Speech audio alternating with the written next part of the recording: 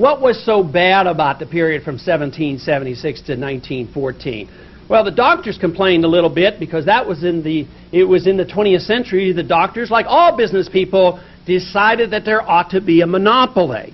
That if you wanted a little bit of codeine in your cough medicine, it would be much better if you come to me so I can charge you $25 for a prescription, and then you can decide whether or not you need codeine in your cough syrup because, of course, that's good for business, good for the doctor. So this is what happened. Before the 20th century, there was none of that. And it was the medical profession as well as many other groups that agitated for the laws. And there's a pretty good case made that this same concept was built in with racism as well.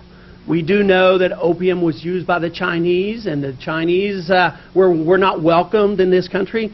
We do know that the blacks at times use heroin, opium, and the laws have been used against them. There has been times that it's been recognized that the Latin Americans used marijuana, and the laws have been written against them. But lo and behold, the drug that inebriates most of the members of Congress has not been touched because they're over there drinking alcohol.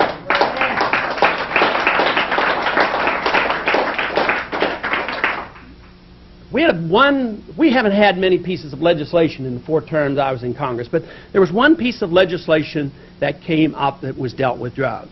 Hardly in the area of the freedom discussion that I would like it to be in, but it had to do with legalization of heroin.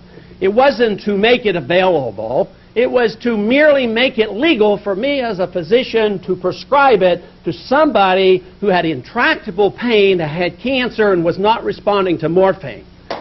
Now, does that sound like so much to ask? And yet, that vote came up, and there was about 20% of the members of Congress that were willing to vote to allow the physician to give the heroin to a dying cancer patient. And their explanation to me was, well, I don't think I could explain it back home. It might be that I won't get easily reelected if it looks like I'm soft on drugs, as he went off to his next cocktail party. No, there's something wrong with the system. We do need a few more people of courage in the U.S. Congress. But who should we blame? The U.S. Congress? Partially. Who else should we blame? You and I. Because we don't do enough to make sure the right people are over there and that we vote for the right people for the presidency and the Congress as well.